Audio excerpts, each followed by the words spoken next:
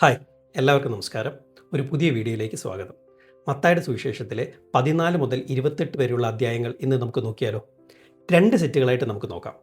14 മുതൽ 21 വരെയുള്ള അധ്യായങ്ങൾ ഒരു സെറ്റായിട്ടും 22 മുതൽ 28 വരെയുള്ള അധ്യായങ്ങൾ മറ്റൊരു സെറ്റായിട്ടും. 14 മുതൽ 21 വരെയുള്ള ചാപ്റ്ററുകളിൽ യേശുവപ്പച്ചൻ ആരാണ് എന്നതിനെക്കുറിച്ചുള്ള തർക്കവും അതിനുള്ള യേശുവപ്പച്ചൻ്റെ ക്ലാരിഫിക്കേഷനുമാണ് നമുക്ക് ഈ ഭാഗത്ത് കാണാൻ സാധിക്കുന്നത്. അന്നത്തെ ഇസ്രയേൽ ജനങ്ങളുടെ മനസ്സിൽ മശിഹ എന്നാൽ ഒരു സൂപ്പർ ഹീറോ രാജാവാണ്. റോമൻ സാമ്രാജ്യത്തെ തകർത്ത് ഇസ്രയേലിനെ മാത്രം രക്ഷിക്കുന്ന ഒരു വീരൻ. പരീക്ഷന്മാരും ശാസ്ത്രിമാരും ഇങ്ങനെ ഒരാളെയാണ് വെയിറ്റ് ചെയ്തിരുന്നത്. എന്നാൽ യേശുവപ്പച്ചൻ ചെയ്തത് എന്താണെന്നോ? അവരുടെ പഴയ ചിന്തകളെ മാറ്റിക്കളയുകയാണ് ചെയ്തത്. ഇനി അടുത്ത ഓരോ ചാപ്റ്ററുകളിൽ നമുക്കിത് അല്പം കൂടെ വിശദമായിട്ട് നോക്കാം. Chapter 14 and 15. മത്തായി 14-ലും 15-ലും 2 അത്ഭുതങ്ങൾ നടക്കുന്നുണ്ട്. അപ്പത്തിൻ്റെ അത്ഭുതങ്ങൾ. ചാപ്റ്റർ 14-ൽ 5 അപ്പം കൊണ്ട് 5000 പേരെ പോഷിപ്പിക്കുന്നു. ചാപ്റ്റർ 15-ൽ 7 അപ്പം കൊണ്ട് 4000 പേരെ പോഷിപ്പിക്കുന്നു. 5 അപ്പം കൊണ്ട് 5000 പേരെ പോഷിപ്പിക്കുന്നത് ജൂതന്മാർക്കിടയിലാണ്. ഇതിലൂടെ യേശുവപ്പച്ചൻ ഇസ്രായേലരുടെ രാജാവാണെന്ന് കാണിച്ചു കൊടുക്കുന്നു. 7 അപ്പം കൊണ്ട് 4000 പേരെ പോഷിപ്പിക്കുന്നത് ജാതികളുടെ ഇടയിലാണ്. ഇതിലൂടെ യേശുവപ്പച്ചൻ ഇസ്രായേലിൻ്റെ മാത്രമല്ല ലോകത്തിൻ്റെ മുഴുവൻ രക്ഷകനാണെന്ന് വെളിപ്പെടുത്തുന്നു. ഈ 2 അത്ഭുതങ്ങൾക്കിടയിൽ മത്തായി ഒരു സംഭവം എടുത്തു പറയുന്നുണ്ട്. കനാന്യ സ്ത്രീയുമായുള്ള യേശുവപ്പച്ചൻ്റെ സംഭാഷണം. മകളെ സുഖപ്പെടുത്താൻ വന്ന ആ സ്ത്രീയോട് യേശുവപ്പച്ചൻ പറഞ്ഞു, മക്കളുടെ അപ്പം എടുത്ത് നായ്ക്കുട്ടികൾക്ക് ഇട്ടുകൊടുക്കുന്നത് നന്നല്ല. ഇത് കേട്ട് അവിടെ നിന്നിരുന്ന ആർക്കും, ശിഷ്യന്മാർക്ക് പോലും ഒരു കുലുക്കവും ഉണ്ടായില്ല. കാരണം എന്താണെന്ന് വെച്ചാൽ അവർ പോലും വിശ്വസിച്ചിരുന്നത് മശിഹ തങ്ങൾക്ക് മാത്രമുള്ളതാണെന്നാണ്, ബാക്കിയുള്ളവരെല്ലാം 2ാം നിരക്കാരാണെന്നാണ്. പക്ഷേ ആ സ്ത്രീ കൊടുത്ത മറുപടി ഉണ്ടല്ലോ, അതാണ് സൂപ്പർ. അവർ പറഞ്ഞത് ഇങ്ങനെയാണ്, യജമാനനെ, മേശയിൽ നിന്ന് വീഴുന്ന നുറുക്കുകൾ നായ്ക്കുട്ടികൾ തിന്നാറുണ്ടല്ലോ. ഈ ഒരു മറുപടിയിലൂടെ ആ സ്ത്രീ കാണിച്ചു കൊടുത്തത് അവരുടെ വലിയ വിശ്വാസമാണ്. വിശ്വാസത്തിന് മുമ്പിൽ ജാതിയോ മതമോ രാജ്യമോ ഒന്നുമില്ലെന്ന് യേശുവപ്പച്ചനും ആ സ്ത്രീയും അവിടെ തെളിയിച്ചു. ആ സ്ത്രീയുടെ മകളെ സുഖപ്പെടുത്തിയതിന് തൊട്ടു പിന്നാലെയാണ് കർത്താവ് 7 അപ്പം കൊണ്ട് 4000 പേരെ പോഷിപ്പിക്കുന്ന അത്ഭുതം നടത്തുന്നത്. അത് ജാതികൾക്കിടയിലായിരുന്നു. കർത്താവ് കാണിച്ചു കൊടുത്തു, ഞാൻ ഇസ്രയേലിൻ്റെ മാത്രമല്ല ലോകത്തിൻ്റെയും മുഴുവൻ രക്ഷകനാണെന്ന്. യേശുവപ്പച്ചൻ്റെ സ്നേഹത്തിന് ബോർഡറുകൾ ഇല്ലെന്ന് ചുരുക്കം. ചാപ്റ്റർ 16. ഈ ചാപ്റ്ററിൽ അന്നത്തെ മതനേതാക്കളായിരുന്ന പരീക്ഷന്മാരും സദൂക്യരും യേശുവപ്പച്ചൻ്റെ പുറകെ നടന്ന് അടയാളങ്ങൾ ചോദിച്ചു കൊണ്ടിരുന്നത് നമുക്ക് കാണാം. അവരുടെ മുന്നിൽ നിൽക്കുന്ന യേശു എന്ന വലിയ അടയാളത്തെ അവർ തിരിച്ചറിഞ്ഞില്ല. നമുക്കും ഇത് സംഭവിച്ചേക്കാം. നമ്മളും സത്യം കാണാതെ പോകാം. നമ്മൾ വചനത്തെ സമീപിക്കുമ്പോൾ നമ്മുടെ പോയിന്റ് ഓഫ് വ്യൂ മാറ്റിവെക്കണം. ഇല്ലെങ്കിൽ നമുക്കും ചിലപ്പോൾ സത്യം കാണാൻ പറ്റില്ല. അടയാളം ചോദിച്ചവരോട് കർത്താവ് കൊടുത്ത മറുപടി യോനയുടെ അടയാളമല്ലാതെ വേറൊന്നും നിങ്ങൾക്ക് കിട്ടില്ല എന്നായിരുന്നു. അതായത് പുറമേ കാണുന്ന അത്ഭുതങ്ങളെക്കാൾ വലിയൊരു അത്ഭുതം, ഉയർത്തെഴുന്നേൽപ്പ് വരാൻ പോകുന്നു എന്ന്. അടുത്തതായി നമ്മൾ കാണുന്നത് ജനങ്ങളുടെയും മതനേതാക്കളുടെയും യേശുവിനെക്കുറിച്ചുള്ള പലതരം അഭിപ്രായമാണ്. ചിലർ പറയുന്നു യേശു യോഹന്നാൻ സ്നാപകനാണെന്ന്, ചിലർ പറയുന്നു യേശു ഏലിയാവാണെന്ന്, ചിലർ പറയുന്നു യേശു പ്രവാചകനാണെന്ന്, മറ്റു ചിലർ പറയുന്നു യേശു കള്ളപ്രവാചകനാണെന്ന്. അപ്പോഴാണ് കർത്താവ് ശിഷ്യന്മാരോട് ചോദിക്കുന്നത്, നിങ്ങൾ എന്നെ ആർ എന്ന് പറയുന്നു? ഉടൻ വന്നു പത്രോസിൻ്റെ ആ മറുപടി, നീ ജീവനുള്ള ദൈവത്തിൻ്റെ പുത്രനായ ക്രിസ്തു ആകുന്നു. പത്രോസ് ശരിയായ ഉത്തരം പറഞ്ഞുവെങ്കിലും പത്രോസിൻ്റെ മനസ്സിലെ രാജാവ് കിരീടവും ചെങ്കോലുമുള്ള അധികാരമുള്ള സിംഹാസനമുള്ള ഒരു രാജാവായിരുന്നു. ഇവിടെയാണ് ട്വിസ്റ്റ് ആരംഭിക്കുന്നത്. യേശുവപ്പച്ചൻ രാജസങ്കല്പവും മശിഹാസങ്കല്പവും മാറ്റിമറിക്കുകയാണ്. ലോകം പ്രതീക്ഷിക്കുന്ന അധികാരത്തിൻ്റെ രാജാവല്ല, പകരം കഷ്ടമനുഭവിക്കുന്ന ദാസനാണ്, സേവനത്തിൻ്റെ രാജാവാണ്. മറ്റുള്ളവർക്ക് വേണ്ടി മരിച്ചുകൊണ്ട് കിരീടത്തിലേക്കുള്ള വഴി ക്രൂശിലൂടെയാണെന്ന് യേശുവപ്പച്ചൻ ഇവിടെ വ്യക്തമാക്കുകയാണ്. 17 മുതൽ 21 വരെയുള്ള അധ്യായങ്ങളിൽ യേശുവപ്പച്ചൻ വിവരിക്കുന്നത് മശിഹാസങ്കല്പത്തിൻ്റെയും സ്വർഗസങ്കല്പത്തിൻ്റെയും തികച്ചും വ്യത്യസ്തമായൊരു സ്വഭാവത്തെക്കുറിച്ചാണ്. അന്നുവരെയുള്ള എല്ലാ പഠിപ്പിക്കലുകളെയും തലകീഴായി മറിക്കുന്ന കാര്യങ്ങളാണ് യേശുവപ്പച്ചൻ ഇവിടെ പഠിപ്പിക്കുന്നത്. തിരിച്ചറിവിൻ്റെ വിപ്ലവമാണ് ഈ ചാപ്റ്ററുകൾ. ചാപ്റ്റർ 18. ഈ ചാപ്റ്ററിൽ പറയുന്ന ഏറ്റവും പ്രധാനപ്പെട്ട ഒരു കാര്യം താഴ്മയാണ്. മത്തായി 18-ൽ ശിഷ്യന്മാർ തമ്മിൽ വാക്കുതർക്കമുണ്ടായി. നമ്മളിൽ ആരാണ് വലിയവൻ എന്ന് പറഞ്ഞ് തല്ലുകൂടി. അപ്പോൾ യേശുവപ്പച്ചൻ ഒരു കുഞ്ഞു കുട്ടിയെ അവരുടെ നടുവിൽ നിർത്തിയിട്ട് പറഞ്ഞു, ഈ ശിശുവിനെ പോലെ തന്നെത്താൻ താഴ്ത്തുന്നവൻ സ്വർഗരാജ്യത്തിൽ ഏറ്റവും വലിയവനാകുമെന്ന്. ലോകം അധികാരത്തെ വലുപ്പമായി കാണുമ്പോൾ യേശുപ്പച്ചൻ താഴ്മയെയാണ് വലുപ്പമായി കണ്ടിരുന്നത്. ചാപ്റ്റർ 19. ഈ ചാപ്റ്ററിലും ഏറ്റവും പ്രധാനപ്പെട്ട ഒരു കാര്യം താഴ്മയാണ്.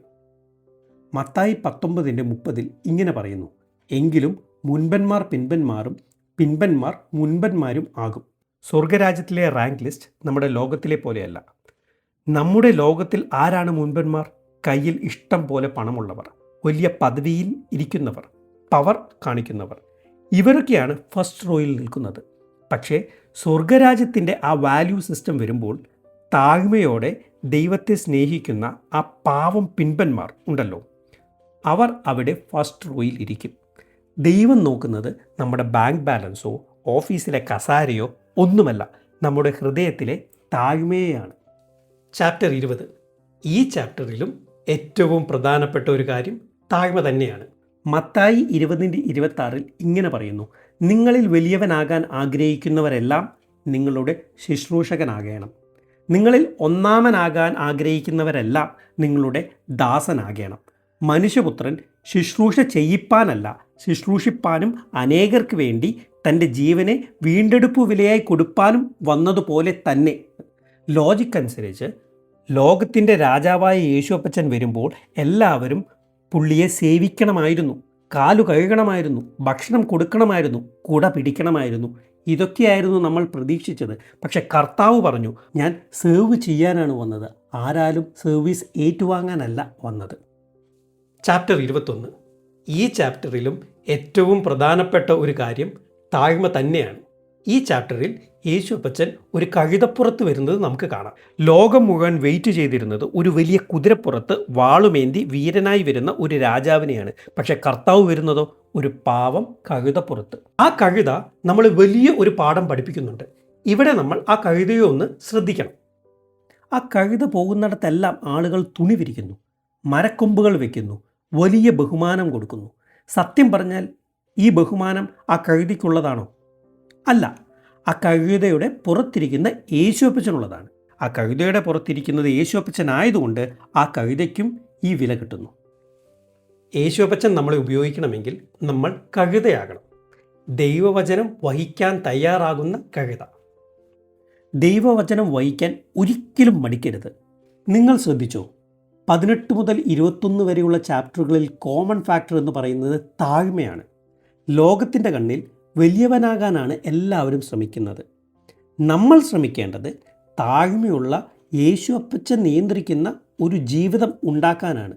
യേശുപ്പച്ചനോടൊപ്പം നമ്മളും ക്രൂശിൻ്റെ ആ മഹത്വത്തിൽ പങ്കാളികളാവുകയാണ് ഇമ്പോർട്ടൻറ്റ്. മത്തായിയുടെ സുവിശേഷം 14 മുതൽ 21 വരെയുള്ള അധ്യായങ്ങൾ ഇവിടെ അവസാനിക്കുകയാണ്. അടുത്ത ഭാഗത്തേക്ക് കിടക്കുന്നതിന് മുമ്പ് ഇതൊന്ന് വായിക്കാൻ ശ്രമിക്കുക. ഏകദേശം 45 മിനിറ്റ് എടുക്കുകയുള്ളൂ. ചാപ്റ്റർ 22 മുതൽ 28 വരെ. ഈ ഭാഗത്ത് സ്വർഗത്തിലെ അല്ലെങ്കിൽ സ്വർഗീയ മനുഷ്യൻ്റെ യേശുപ്പച്ചൻ്റെ പെരുമാറ്റവും ഈ ലോകത്തിൻ്റെ അല്ലെങ്കിൽ ലോകത്തിൻ്റെ മനുഷ്യരുടെ പെരുമാറ്റവും നമുക്ക് കാണാം. ഒരുപാട് ഡിവൈൻ സത്യം ഒളിഞ്ഞിരിക്കുന്ന ഭാഗമാണിത്. ചാപ്റ്റർ 22. മത്തായി 22-ൽ യേശുപ്പച്ചൻ ഒരു വലിയൊരു വിരുന്നിൻ്റെ കഥ പറയുകയാണ്. രക്ഷയെക്കുറിച്ചുള്ള അറിവാണ് നമുക്കിവിടെ ലഭിക്കാൻ പോകുന്നത്.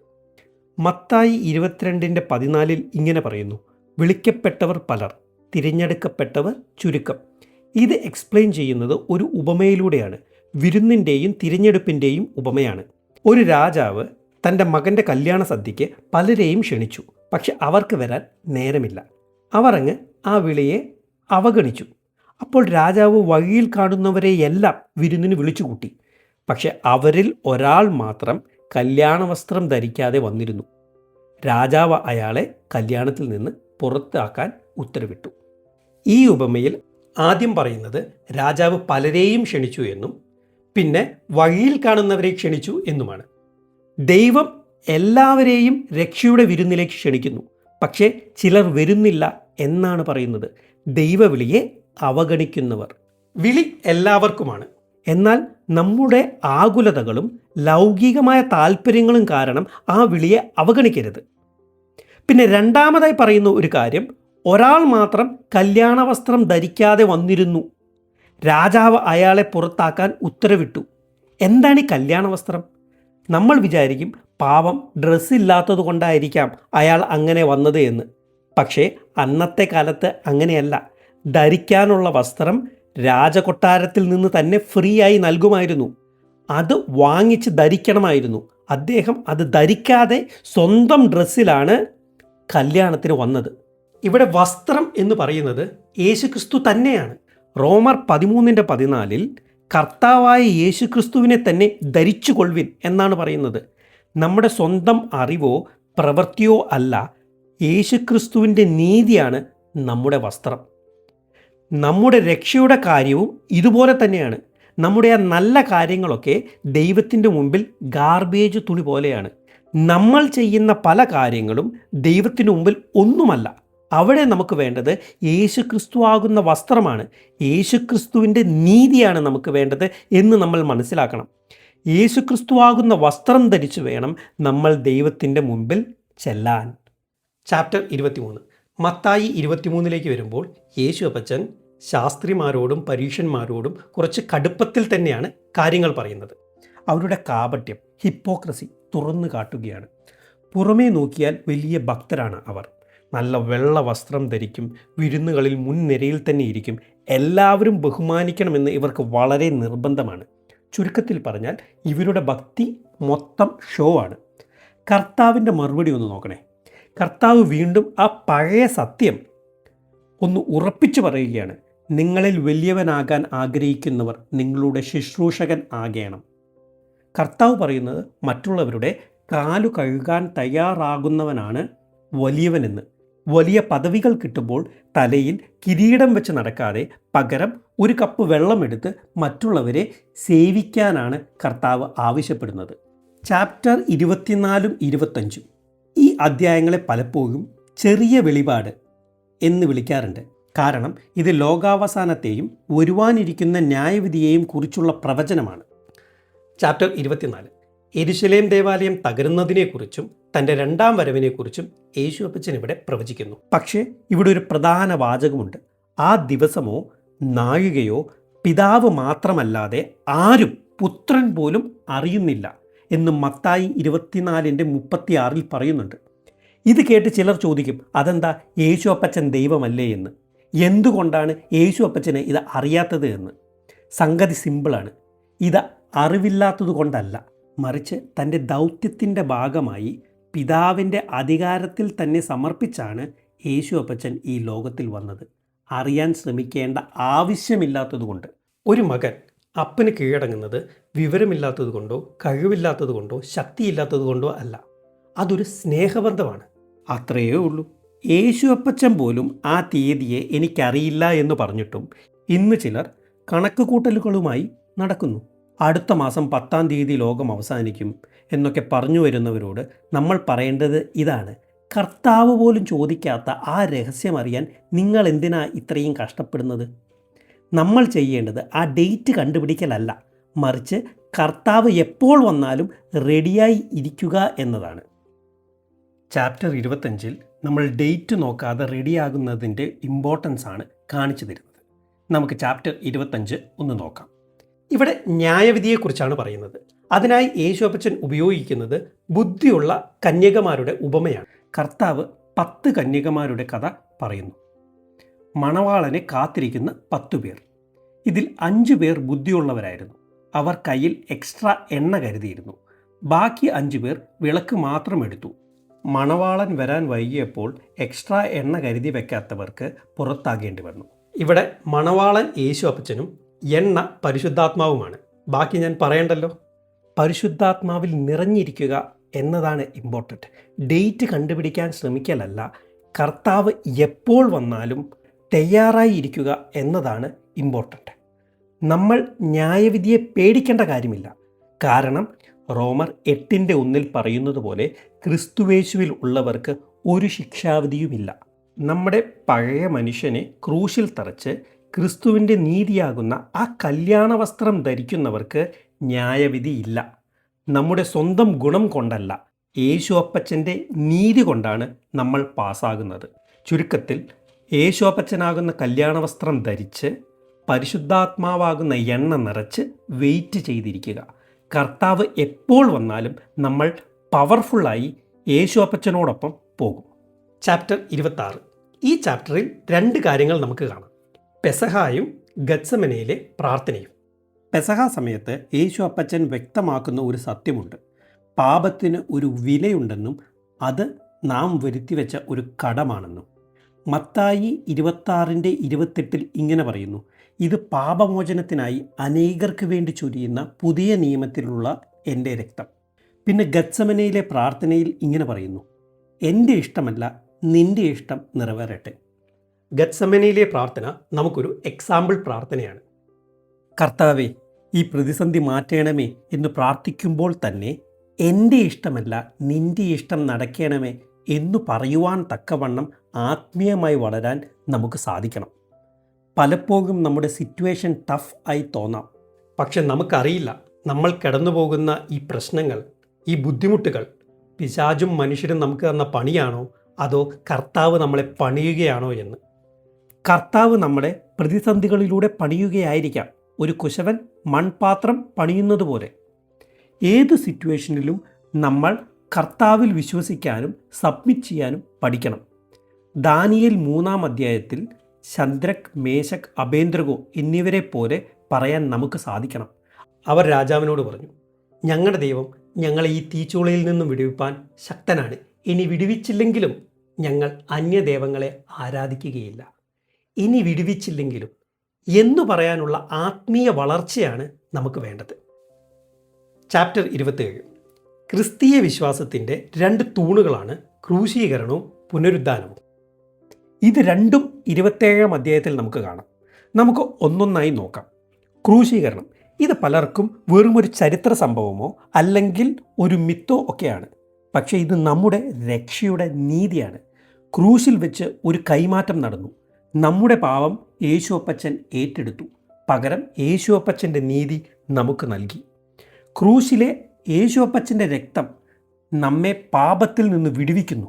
ഈ ഭാഗത്ത് എന്നെ അത്ഭുതപ്പെടുത്തിയ മറ്റൊരു കാര്യം, ക്രൂശീകരണ സമയത്ത് ഒരു ശതാധിപൻ പറയുന്നതാണ്: ഈ മനുഷ്യൻ ദൈവപുത്രനായിരുന്നു സത്യം. യേശുവിനോടുകൂടെ വർഷങ്ങളോളം നടന്ന ശിഷ്യന്മാർക്ക് പോലും ക്രൂശീകരണ സമയത്ത് കാലിടറിയപ്പോൾ റോമക്കാരനായ ഒരു ശതാധിപൻ ആ ദിവ്യസത്യം തിരിച്ചറിഞ്ഞു. ലൂക്കോസ് 23:42 ഒരു കള്ളനും മാനസാന്തരപ്പെട്ട് യേശു അപ്പച്ചൻ്റെ രാജ്യത്വത്തെക്കുറിച്ച് പറയുന്നത് നമുക്ക് കാണാം. ഇത് കാണിക്കുന്നത് പരീശന്മാർക്കും ശാസ്ത്രിമാർക്കും മനസ്സിലാക്കാത്ത ആ ദിവ്യസത്യം കർത്താവ് നമുക്ക് വെളിപ്പെടുത്തിയിട്ടുണ്ടെങ്കിൽ അത് നമ്മുടെ അറിവോ മിടുക്കോ അല്ല, മറിച്ച് പൂർണ്ണമായും ദൈവത്തിൻ്റെ കൃപയും ദാനവുമാണ് ആ വെളിപ്പെടുത്തൽ. നമുക്ക് ലഭിച്ച ഈ രക്ഷയുടെ സുവിശേഷത്തെ മുറുകെ പിടിക്കുക. അടുത്തതായി റിസറക്ഷൻ. ഉയർത്തെഴുന്നേൽപ്പ് രക്ഷയുടെ പൂർണ്ണതയാണെന്നാണ് ഞാൻ കരുതുന്നത്. ജീവിച്ചിരിക്കുന്ന ഒരു രക്ഷകനാണ് നമുക്കുള്ളത്. യേശു അപ്പച്ചൻ മരിച്ചവരിൽ നിന്ന് ഉയർത്തെഴുന്നേറ്റില്ലായിരുന്നുവെങ്കിൽ നമ്മുടെ വിശ്വാസം വെറുതെയാകുമായിരുന്നു. നാം ആരാധിക്കുന്നത് മരിച്ചുപോയ ഒരു ചരിത്ര പുരുഷനെയല്ല, മറിച്ച് ഇന്നും ജീവിക്കുന്ന നമ്മോട് കൂടിയിരിക്കുന്ന ഒരു രക്ഷകനെയാണ്. ചാപ്റ്റർ 28. Great commission. ഉയർത്തെഴുന്നേറ്റ ശേഷം യേശു അപ്പച്ചൻ തൻ്റെ ശിഷ്യന്മാർക്ക് നൽകുന്ന നിർദ്ദേശം: ആകയാൽ നിങ്ങൾ പുറപ്പെട്ട് സകല ജാതികളെയും ശിഷ്യരാക്കിക്കൊള്ളുവിൻ. യേശു അപ്പച്ചൻ തൻ്റെ ശിഷ്യന്മാർക്ക് നൽകുന്ന ഏറ്റവും വലിയ ഉത്തരവാദിത്തമാണ് ലോകമെമ്പാടും സുവിശേഷം അറിയിക്കുക എന്നത്. സകല ജാതികളെയും ശിഷ്യരാക്കുക എന്നുള്ള ദൗത്യം. അതായത് യേശു അപ്പച്ചനെ സ്വന്തം രക്ഷിതാവായി സ്വീകരിച്ച, യേശു അപ്പച്ചനെ പിന്തുടരുന്ന ഓരോരുത്തരുടെയും ഉത്തരവാദിത്തമാണ് ഇത്. ഒരു പ്രോമിസോടു കൂടെയാണ് ഈ പുസ്തകം അവസാനിക്കുന്നത്. സ്വർഗത്തിലും ഭൂമിയിലും സകല അധികാരവും എനിക്ക് നൽകപ്പെട്ടിരിക്കുന്നു. ലോകാവസാനത്തോളം എല്ലാ നാളും ഞാൻ നിങ്ങളോട് കൂടെയുണ്ട്. അതായത് സ്വർഗത്തിലും ഭൂമിയിലുമുള്ള സകല അധികാരവുമുള്ള യേശു അപ്പച്ചൻ ലോകത്തിൻ്റെ അവസാനത്തോളം നമ്മളോട് കൂടെയുണ്ട് എന്ന ഒരു വാഗ്ദാനത്തോടു കൂടിയാണ് ഈ പുസ്തകം അവസാനിക്കുന്നത്. ഇതിലും വലിയൊരു വാഗ്ദാനം നമുക്ക് ലഭിക്കാനുണ്ടോ? മത്തായിയുടെ സുവിശേഷം 22 മുതൽ 28 വരെയുള്ള അധ്യായങ്ങൾ ഇവിടെ അവസാനിക്കുകയാണ്. ഈ അധ്യായങ്ങൾ ഒന്ന് വായിക്കാൻ ശ്രമിക്കുക. ഏകദേശം 45 മിനിറ്റിൽ നമുക്ക് ഈ അധ്യായങ്ങൾ വായിച്ചു തീർക്കാവുന്നതേ ഉള്ളൂ. ഈ പുസ്തകത്തിലെ എല്ലാ വചനങ്ങളും ഒരുപോലെ പ്രധാനപ്പെട്ടതാണ്. എങ്കിലും പ്രധാനമെന്ന് എനിക്ക് തോന്നിയ ചില ഭാഗങ്ങൾ എടുത്ത് മാത്രമേ ഞാൻ നിങ്ങളുടെ മുമ്പിൽ പങ്കുവച്ചിട്ടുള്ളൂ. നിങ്ങൾ വായിക്കുമ്പോൾ നിങ്ങൾക്ക് പരിശുദ്ധാത്മാവ് പുതിയ വെളിപാടുകൾ നൽകും.